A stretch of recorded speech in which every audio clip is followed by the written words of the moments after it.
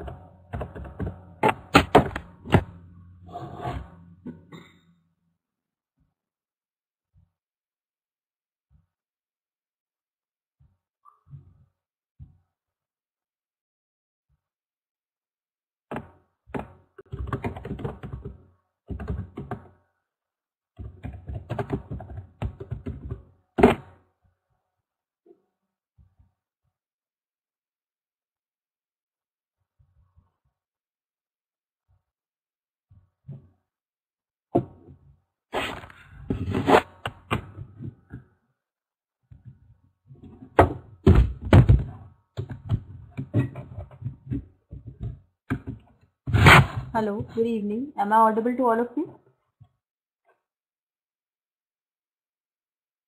Seher, Rajiv, Kelvin, Sanobar, is my voice reaching to you?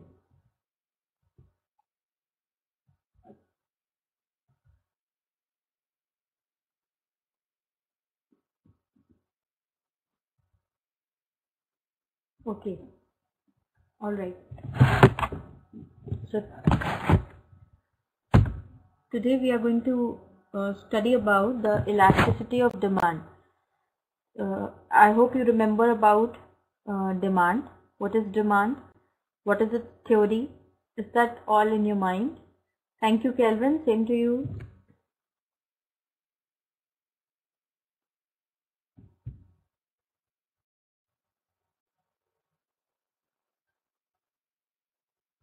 So today we are going to study about the elasticity of demand. You understand the meaning of elasticity? Rajiv, demand is the willingness and ability to purchase. Yes. Yeah, what is the meaning of elasticity? Elasticity means the degree of stretchability, how much something can stretch, because beyond a certain limit, if it's a rubber band, it's going to break.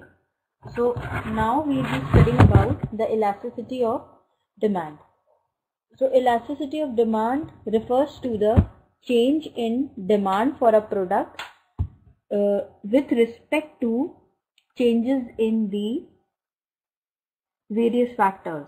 The most important being the price of that product about which we are talking, and the second is the income of the consumer. If suppose the income of the consumer goes up, then a product which was really expensive for him previously will now be affordable, so he can buy that, okay, and it will be a part of his or her budget, isn't it? That is one factor. So the two important factors are price of the product and the income of the consumer. The third being the availability of substitute. How is like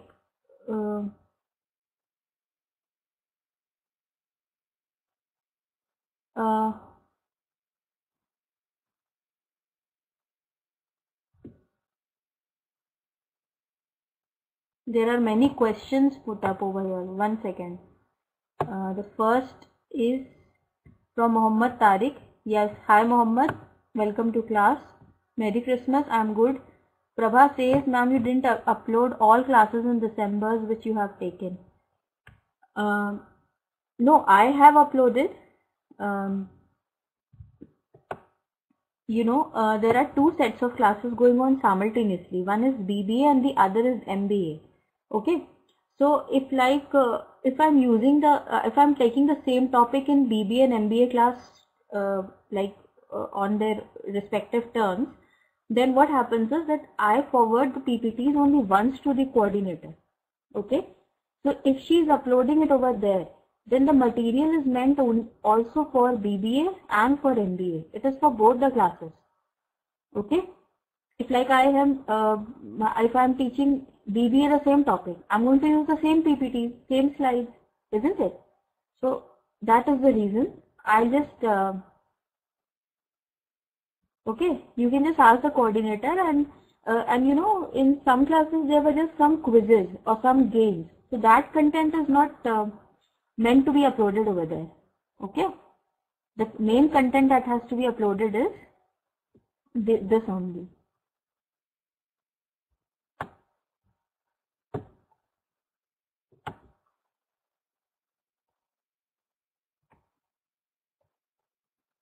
Okay, Sanubar, I am not answerable for this question. Where is Sir Radha? If you are not interested in attending the class, you can leave anyways and any time. That's not my concern whether this teacher is coming or that teacher is coming. If you are not interested, you can just leave. Okay, that's not my concern. Where is the teacher? I am not answerable for that.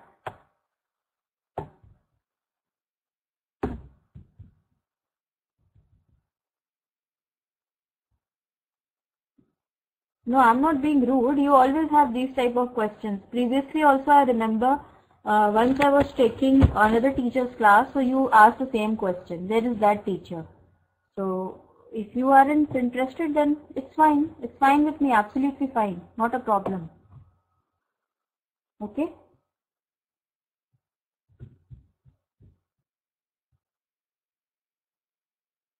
Yeah, I also know that he is missing since few months. He is not there. As far as I have the information, he is not going to join back. This is the information which I have. Okay. The things you can confirm from the coordinator and other people at IMTS. Okay. So I was just telling about the elasticity of demand. So the third important factor which influences the demand for a particular product is the availability of substitutes. How many substitutes for that product is available? That is also the third thing that is there. Okay, and sometimes the complementary goods are affected by the demand for other goods. Like suppose the demand for milk goes up, then definitely the demand, if the demand for tea goes up, then demand for milk and sugar will also rise, and tea leaf will also rise. So they are complementary goods. Okay, so these are the main factors which influence the elasticity of demand for a product. So we can just go by the definition. The definition of price elasticity is, this is perhaps the most important type of elasticity. Okay, the change in the quantity demanded of a product due to a change in its price is known as price elasticity of demand. Thus, the sensitiveness or responsiveness of demand to change in price is called as elasticity of demand. Like how much is the change in the price and how much is the change in the demand. That relationship is indicated by the price elasticity of demand. How the consumer is going to react to a particular demand for a particular thing. Okay, people, you tell me, did I say anything wrong to Seher and Sanubar? They have bothered me with such questions previously also. I don't know if you were, if you all were there or not in that classes.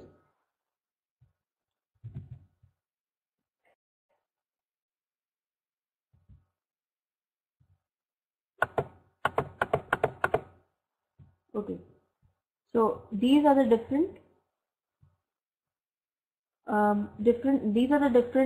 kinds of price elasticity of demand, like perfectly elastic, relatively elastic, elasticity of demand equal to utility. I'll just explain like this. Perfectly elastic demand is 1, that is equal to that is equal to 1, that is equal to unity.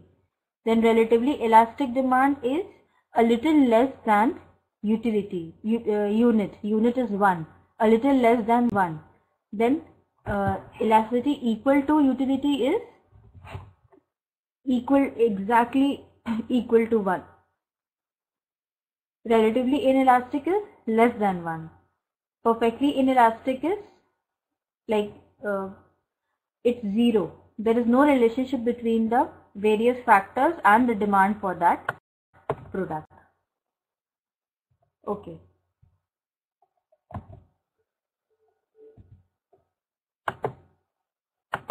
Yes, Kelvin. E is equal to 0.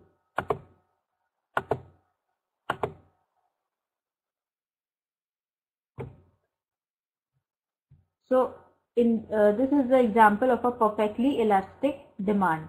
When the demand for a product changes, increases or decreases even when there is no change in the price, it is known as perfectly elastic demand. Means even if the thing is becoming cheaper, or if it is becoming like when there is no change in the price but the demand is increasing or decreasing, it is going up and down. That is an example of perfectly elastic demand. So can you give me an example of the same? You know, my mood is all spoiled. I'm telling you. I'm not able to concentrate.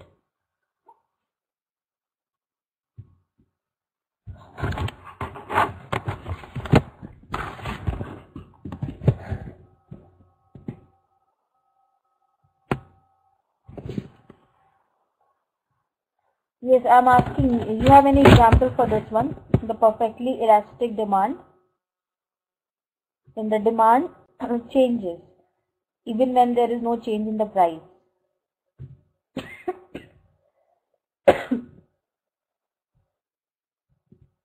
It is for the necessary goods. Even if the prices remains the same, we will buy more of them or less of them. If we need, yes, that's a very good example. Cigarette and those who are addicted to drinking, for them the liquor, its demand will keep on increasing or decreasing as per the need, even if the prices remains the constant. Then relatively elastic demand. This is the one in which there is a small relationship between the quantity demanded and the change in the price of that product. So this is the graph for that. When the proportionate change in demand is more than the proportionate changes in price, it is known as relatively elastic demand. Okay? It is more than 1. Yes, it's little more than 1.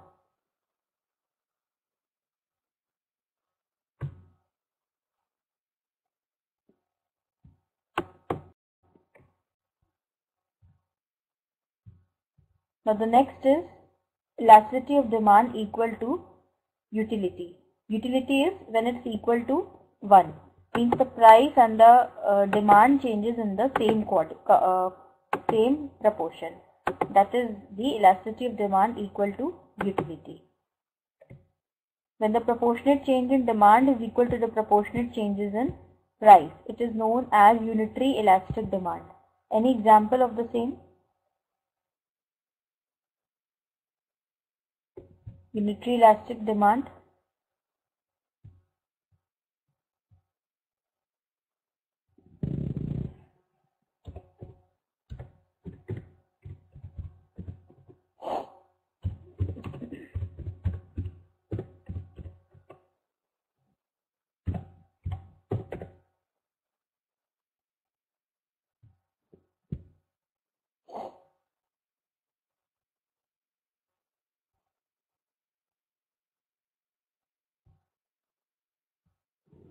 Just a second. Clothes. Prabha is saying clothes. Okay. And can it not be things like the durable items like refrigerators? If they're like an expensive thing, if the price is going to go down, then people will buy more of them, isn't it?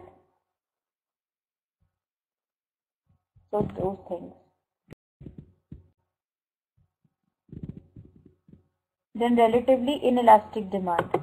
That is the demand in which the price and demand, they are not related to each other, means they are related but only to in a very small proportion.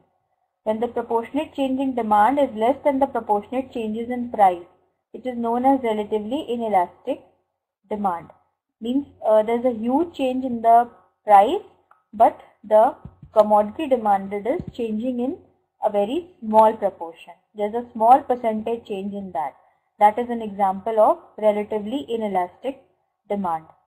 So any example for the same? Yeah, luxury goods.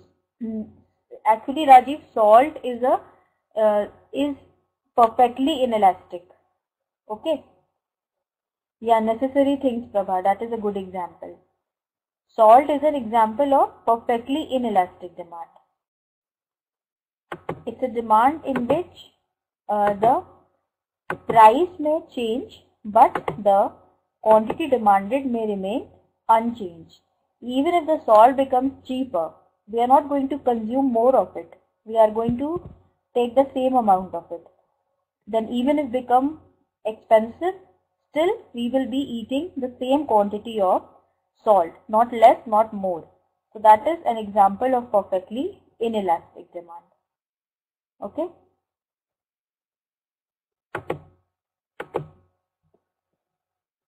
So when a change in price, howsoever large, no changes in the quantity demanded, it is known as perfectly inelastic demand. Yes, necessity goods basically, but they are, Kelvin, they come in the category of, not in the category of perfectly inelastic, they are relatively inelastic. Okay, we can, there will be less changes in the quantity demanded depending on the changes in the prices. But for goods like salt, or even if I say the places where water is chargeable, people who get water cans, for them the demand will be perfectly inelastic for the water cans. Whether it is expensive or it is cheaper, they are going to buy the same quantity.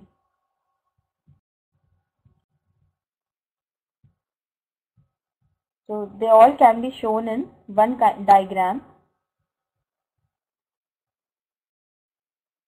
So that's it. Now how are we going to measure it? There are two methods: percentage method, total outlay method, or geometric method, or arc elasticity method. But most importantly, we use the first method. Now, what are the factors affecting the price elasticity of demand? The nature of the commodity, the availability of substitutes, variety of uses of commodity, postponement, and influence of habits. Postponement is like for how long can you postpone your demand for that particular product. Suppose you have to buy woolen. So at the most you can, yes, Rajiv, gold is a good example.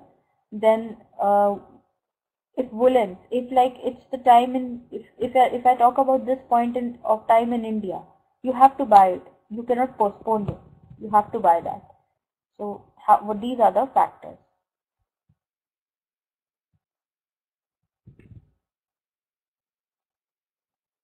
Yes, it's almost a want when it's really necessity. You cannot postpone. Then proportion of income spent on that commodity. That is the next factor. Then range of prices.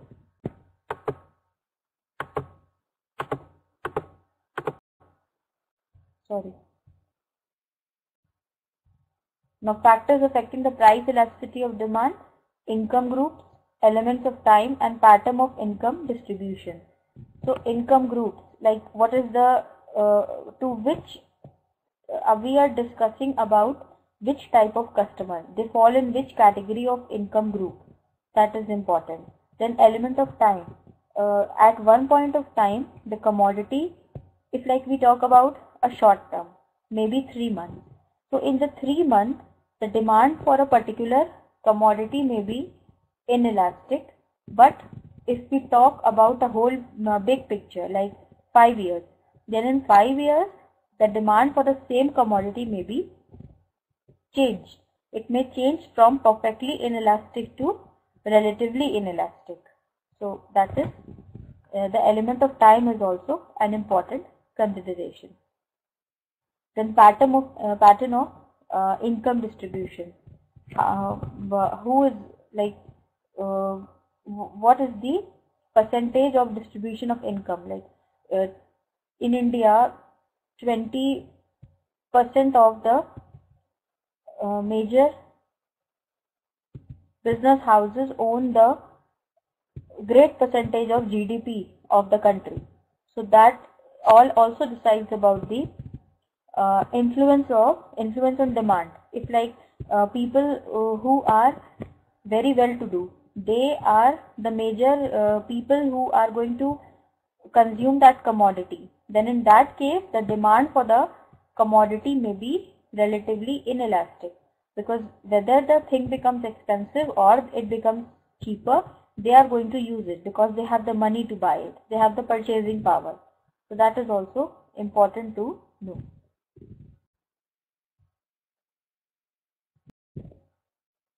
Now, what is the importance of this concept? It is used by the government in taking decisions, like tax formulation is done on this basis. Then business decisions are taken on this basis. How much to produce, when to stop the production, that all. Then what will be the price of the factors of production? What will be the rate of labor? What will be the rate of land? That all is dependent on the elasticity of demand for the product. Then the terms of trade between the two countries are also determined on that basis. These are the other factors, like determination of the rates of foreign exchange for the nationalization of certain industries. In economic analysis, the concept of price elasticity of demand helps in explaining the irony of poverty in the midst of plenty. This is like in economic decisions which are taking, the policies which are formulated. That all. So that was the price elasticity of demand.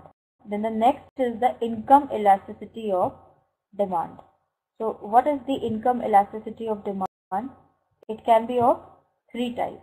First is what is income elasticity of demand? It is the change in the demand for a commodity due to a change in the income of the consumer. Obviously, if the income is more, the purchasing power is more, and more is the purchasing power, more will be the demand for the goods. Now, positive income elasticity is when if there is an increase in income, there is an increase in demand for the product. That is positive income elasticity. Okay. Then negative income elasticity is when there is an increase in demand, yet there is a decrease in when there is an increase in income, yet there is a decrease in the demand for that product. That is negative income elasticity. So what kind of goods possess the positive income elasticity and what kind the negative income elasticity?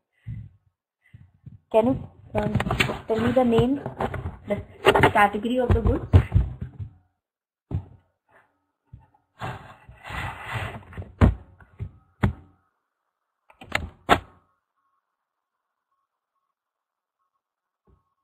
Okay, BMW, okay, but nano negative, luxury goods.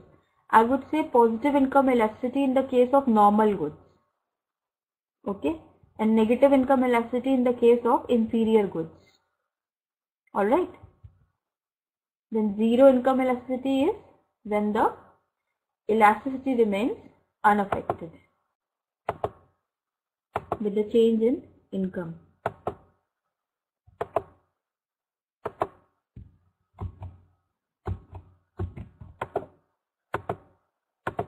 So here is the chart, the graph.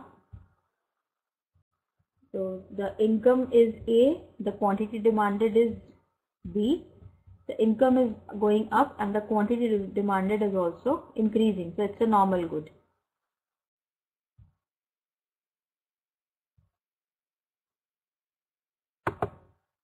So in case of positive income elasticity, it can be equal to unity or 1. It will be greater than unity or 1.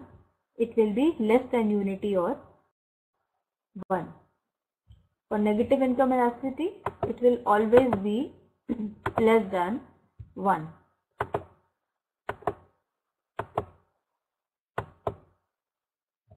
The demand curve is going in the opposite direction.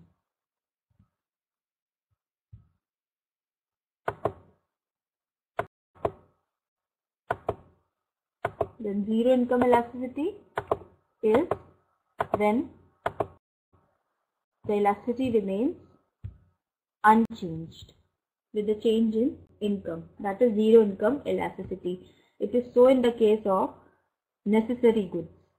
We have to buy them even if there is even if the income increases, then also we are going to consume 5 kg of flour in a month, and even if the income is less, then also we are going to consume 5 kgs only.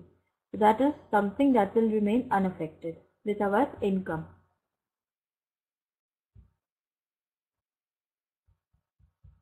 This is all income graph representation that we not need to do. Then measurement of the income elasticity of demand. How will we measure it? There is a formula to measure it, that is the proportionate change in demand upon the proportionate change in income divided by the or rather we can write it in this way: delta Q upon Q divided by delta Y upon Y. It should be divided by, not plus. It's wrong.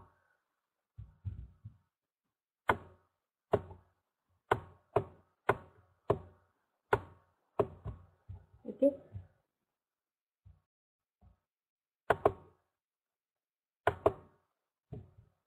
The change in the quantity demanded upon original quantity, change in the income upon the original income. That is the formula. If I am not wrong, I have done this topic with you previously. Isn't it? Rajiv, Prabha, those who have been attending classes regularly. Yes, this is done in one of the previous classes, this topic.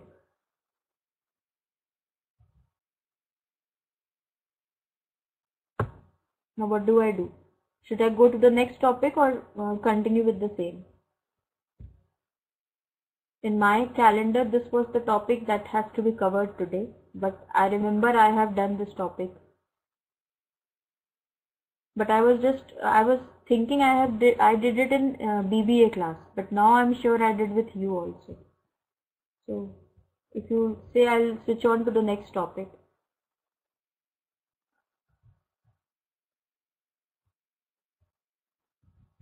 Okay, I'll just go to the next one. Alright. Just a second, give me 1 minute. I'll upload the PPT for that.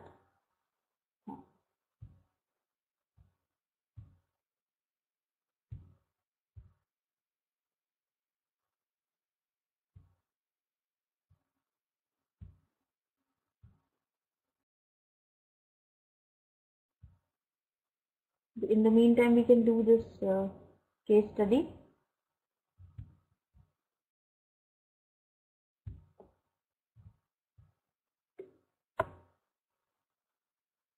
This is a case study on health clubs. Okay. So the health club market provides an interesting case study in using the concepts of price elasticity of demand and income elasticity of demand. Kelvin, Muhammad Tariq, the other Muhammad, Joy. This topic has been done in the previous class. So, and it's there in the portal also. This PPT is there. So you can just refer to that one and you can view the recording for the previous class. I'll just switch on to the other topic. Okay. Kelvin, Muhammad Farooq, Muhammad Tariq and Joy. This is the reason why attending classes in continuation is important. Alright. We have done demand, we have done the supply theory, we have done this elasticity, we have done utility concept, measurement of utility, marginal utility and ordinal utility, and now we are going to the new topic. Okay, these are the topics which we have covered so far in our previous classes in our time of 1 or 2 months. Is that clear to the new students?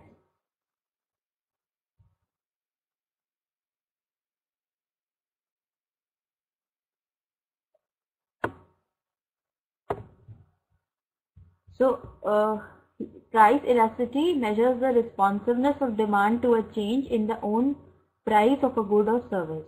So when the demand is inelastic, example, the demand curve D1 in the diagram. In this case, the demand is inelastic. So consumer demand is relatively insensitive to the change in prices. So elasticity tends to be low when the product is viewed by the consumer as a necessity or when it takes up a small percentage of the total income. When it's a necessity thing for the consumer, then for them the elasticity is very low. Whatever the price of the thing, they have to avail it. Okay. So regular gym users regard their health club visits as an important feature of their weekly exercise regime. They are unlikely to cancel a membership if fees rises from time to time. The majority of the gym members pay their subscriptions using direct debit cards. They may take some time to realize that their monthly charges has changed. And for the most consumers, having made the decision to commit themselves to a membership of between 25 to 50 per month, a small rise in fees is unlikely to lead to a cancelled membership. Okay. So for the people who love to go to gym, who are very fitness freak, for them the demand for the fees for the gymnasium, that is a inelastic good. They will be ready to pay for that even if there are small changes in the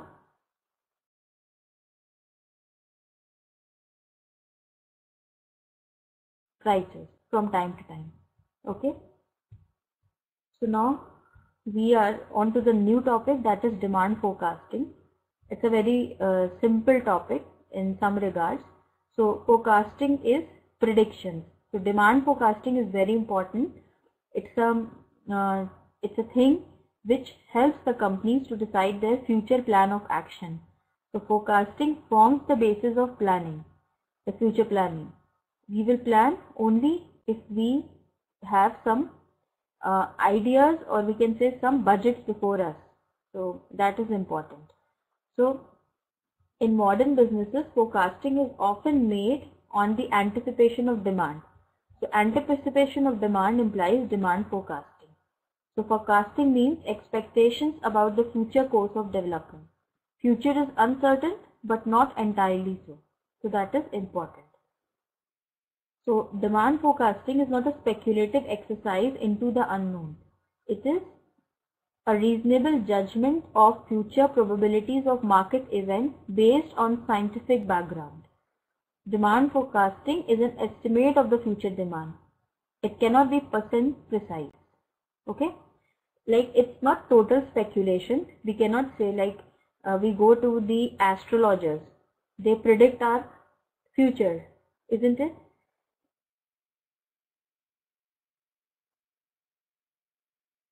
Yes, Prabha, that is a good example.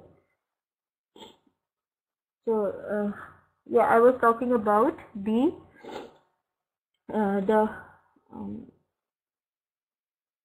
astrologers. So, what do they do? How do they predict our future? Can you tell me what is the technique that they use, or is it all fake?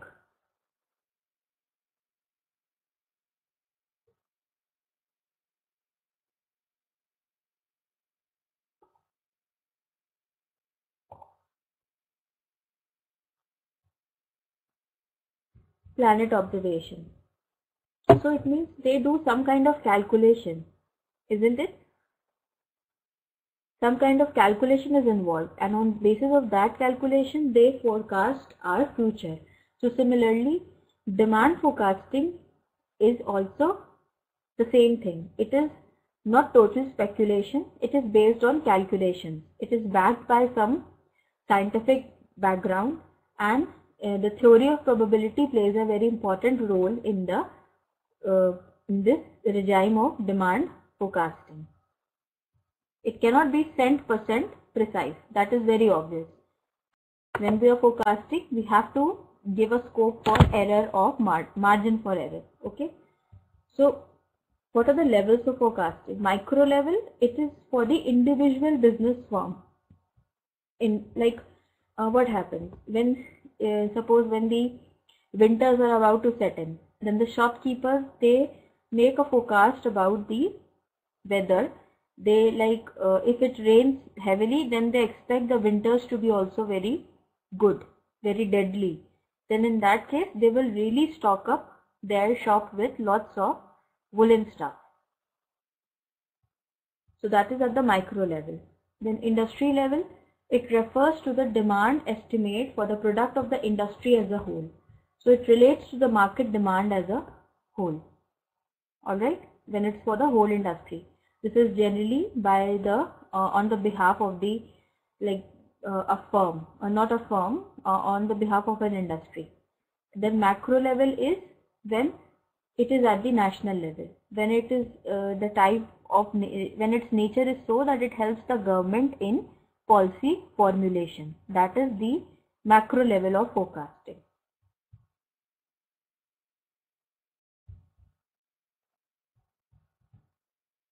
Now, importance of forecasting. It helps in the production planning. Prabha, you didn't get the second point. Second point is that was the industrial at the industry level. That is when it is for the whole industry as a whole. It relates to the market demand as a whole. So it is made by the people who are responsible for the whole market. Like there are forums. There are forums for that. There is like economic forum for that. There are like in India there is FICCI. That's a forum. I don't remember the full form of that. Federation of something it's there. So that is a platform which makes the industry level decisions. Okay, so forecasting at industry level is also done by them. So production sorry. So forecasting helps in the planning of production, in the planning of sales, in the control of business, control of inventory, again what to stock, what not to stock, growth and long-term investment program, then stability and economic planning and policy making. That all help is provided by forecasting. Now, types of forecasting. The short-term forecasting is for a very short period, and in business normally the short period is between 3 months to 1 year. Okay, so it relates to the policies regarding sales, purchase, pricing, finance when it is at a short-term level. It ranges from 3 months to 1 year. That is a short-term forecasting. Medium-term it's an intermediate between the short and the long-term. It's like maybe for 3 years. That is a medium-term forecasting. Long-term is something that is beyond this. It refers to a period beyond 1 year, but actually it's not 1 year. Like the Planning Commission in India, it makes the policies for 5 years. The government in India is formed for 5 years. So that is all long term.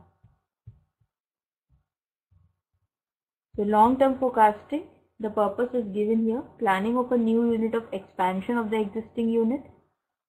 A multi-product firm must know not only total demand situation but also the demand of different items. Planning of manpower needs. Planning the long-term financial requirements is necessary for the firm to make necessary arrangements to secure fresh capital investments. Like what are their future prospects? How much are they going to flourish in future? Will it be good to diversify the business? That all decision depends on the long-term forecasting. Okay, clear? Rajiv, Prabha, Mohammed, Joy, Kelvin, is that clear?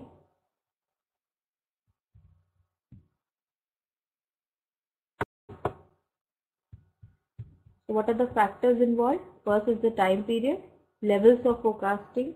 Levels means again it's at the individual or the industry or the market level.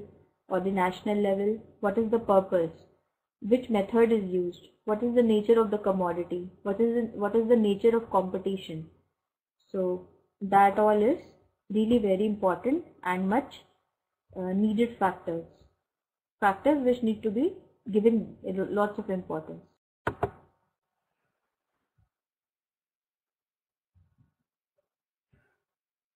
Now, what are the objectives of demand forecasting? It helps in continuous production. It's like more or less the same as the advantages. There is a regular supply of commodities is maintained, the policies are formulated, then effective sales performance are formulated, finance can be arranged, production capacity can be known, then what will be the labor requirement that can be estimated, and ample arrangements can be made beforehand.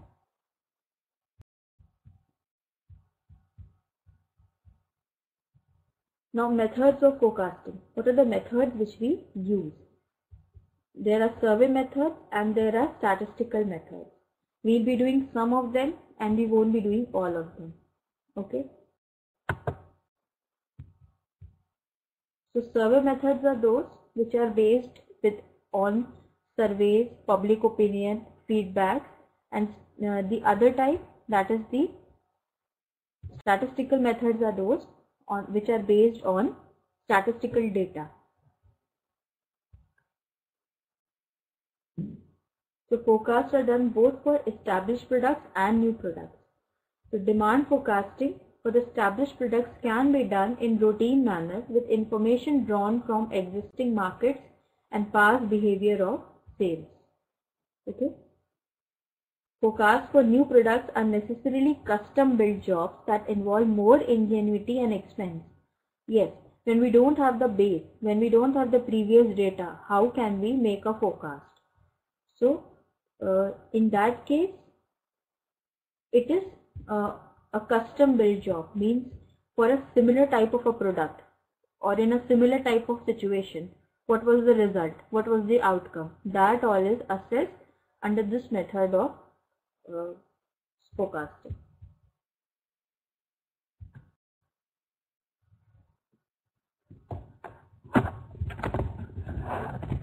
So this is the first method, and we can say a very inexpensive one.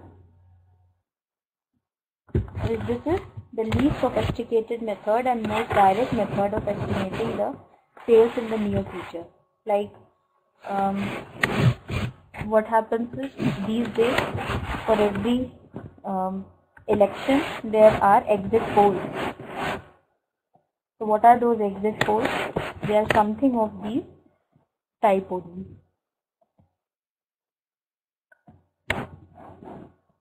So in this method, the customers are directly contacted in order to find out their intention to buy the commodities for future. This method is opinion survey method. So intentions are recorded through personal interview, mail or post surveys, and telephone interviews. Now there are two types of survey: complete enumeration. It covers all potential consumers in the market, and interviews conducted to find out the probable demand. You know, sometimes when you go to malls, you go to big shops, then there sometimes the people are there. They have a questionnaire in their hand and they want to ask questions. So that is a survey method of forecasting.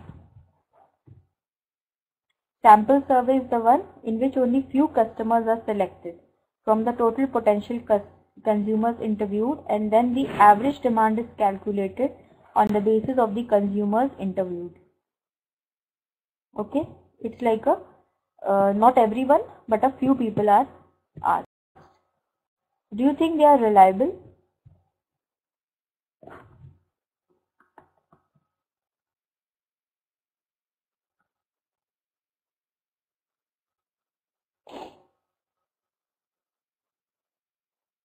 Yes, they are not reliable.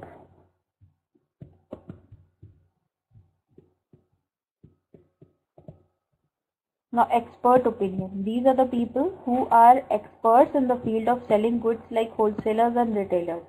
Like they have the insight into the market, so they can tell what the future behavior of the consumer may be, expected behavior. So wholesalers and retailers can help. They will be in the position to tell what consumers would buy, and many companies get their basic forecast directly from their salesman who have most intimate feel of the market. Yes, they are the people who deal with the customers on field. So they know what are the likings, what are the preferences of the consumer, why a consumer is liking this product, why he is not liking that X product. So that all is of great importance. That is actually practical experience. And same with the wholesalers and retailers. Now controlled experiment. In this method, different determinants of demand are varied and the price and quantity relationships are established at different points of time in the same market or different markets. So only one determinant is varied, others are kept constant and controlled. This method is relatively new. So what happens over here is like for a particular product, the different determinants are selected. Like just give me one example of a product, any product you can name.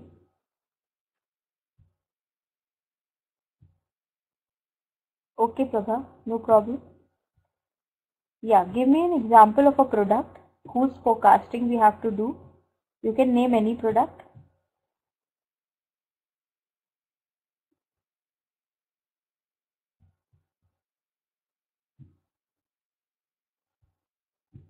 You can name any product. Raw material. Okay. So now this raw material is the product, or rather we can take a finished good. Okay. Suppose let's keep cotton. Okay, Rajiv, cotton. So cotton cloth I am talking about. So if suppose this is the product about which we have to make a forecast, cotton cloth, like future demand for this product. So how it's the good in question, and what are the determinants to its demand, or what are the factors which are going to influence its demand? Can you tell me?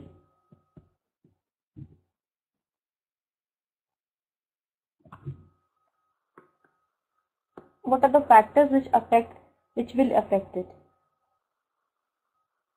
Mohammed Tariq, Mohammed Farooq, Joy, Kelvin.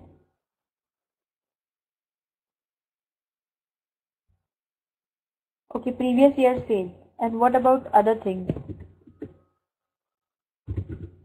Don't you think weather is important? Like whether it will be very hot, it will be cold, what type of weather it will be, that is important. Then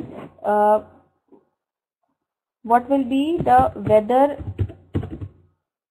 at the time of like when the cropping was done, and like cotton was put into the soil, it was sowed. What was the weather at that time? That all things. Yeah. Then the other things are the availability of the competitors in the market, isn't it? How many competitors are there? Sorry for the wrong spelling. So that are the various determinants which will influence the demand for that cotton. So now we will keep one of the determinant as constant. Sorry, one of the determinant as varied and others as constant. Okay.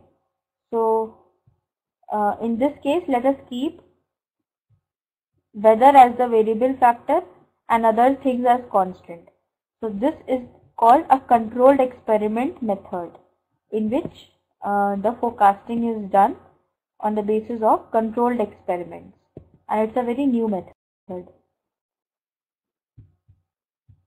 Then the next is, yes Prabha, that is important, simulated market situation. You understand the meaning of simulated? Simulated means very similar to the actual situation, like we did in training, simulation training.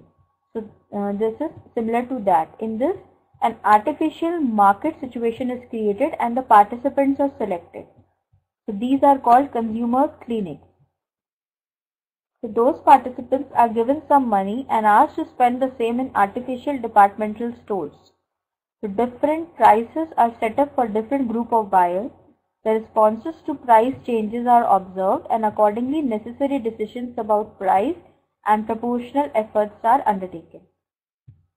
Okay, an artificial market is created, the buyers are selected and they are paid for their shopping. They are paid the amount and the prices are different for different types of consumers, like lower middle class, upper middle class, high class. Different classes are there.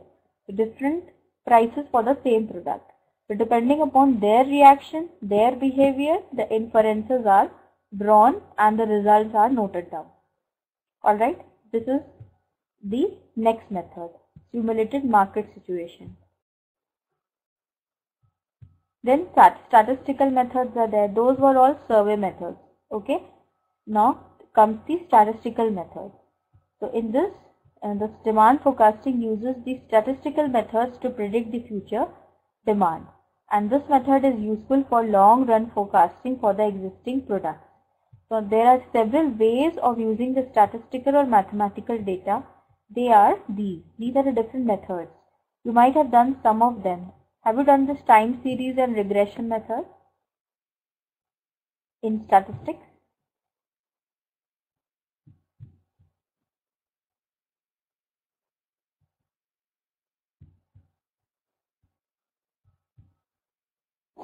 Have you done these? Time series, regression methods? Yes. Okay. Yeah, these are some of the methods which we use. I know about the first three.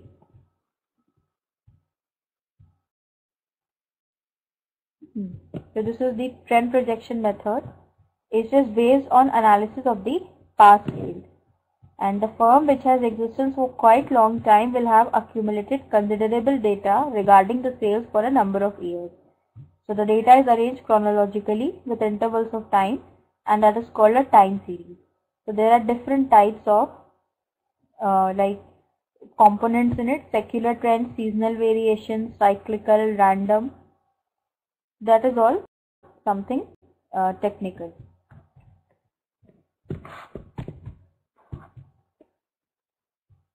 So the real problem in forecasting is to separate and measure each of these factors. When actually the forecasting is done, then what happens is only the secular trend is taken into consideration.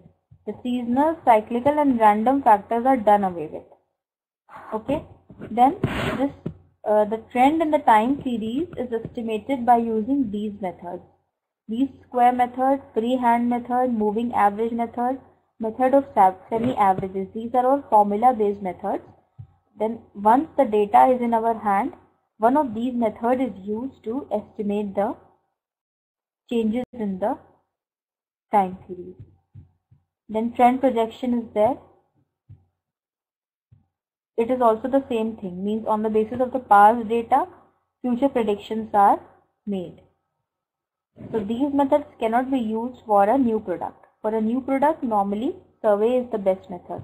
And there is one more method that has been missed out, that is called the Delphi technique. Delphi technique. You know about Delphi technique? Anybody? Okay, Rajiv knows about it. So it's a method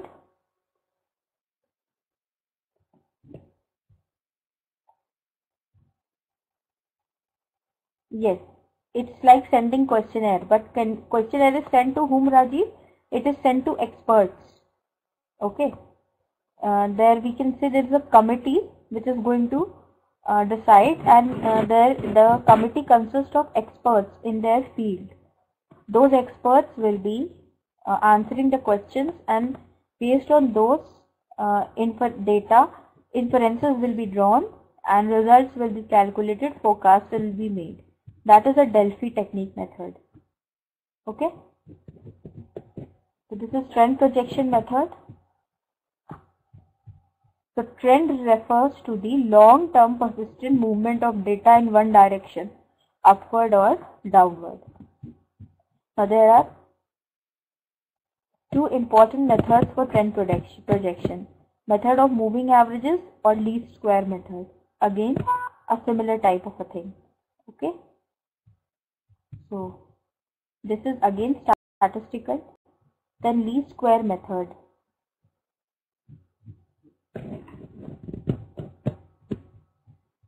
This is all like complicated, and I can say it's all statistical based. Okay. The least square method calculation. The data has been shown over here now. You can say, see that these are the sales. Yeah, X2 product and XY product. So we have calculated the sum of all. Sum of sales, sum of the years, X, X square, XY. And you know, you have to put this in the formula. There are formulas for that. See, these are the formulas. You have to substitute these values in the formula, and then after doing that, you get your answers. This is how they have substituted the formula, the values in the formula. Okay, and then what type of equation is this? An equation with two variables. What do you call it? There are two variables in the equation, A and B. So what is that? What do we call it? You might have done it in mathematics and even in statistics. We call it a simultaneous equation. Okay? So it's a simultaneous equation. Two variables are there, A and B. So we will convert the equation into either of these variables, either A, either B, and then we will substitute the value of it. Like over here, they have replaced B. Okay, and they have made it. They have converted into A. So first we got the value of A, then substituting the value of A in the equation, we get the value of the other, that is B. And now the calculation continues. So this is all statistical, so I'm not going in detail. These are just the various methods which we use. Now advantages and disadvantages are given. Now regression method is there, trend projection is there, again calculation is there. Okay, see the values have been calculated, they have been substituted in the formula, and then we are getting the result. Then simple linear equation is there. Same thing, formula is there.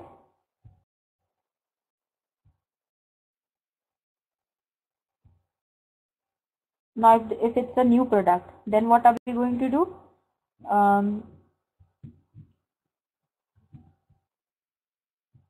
So in this case, there can be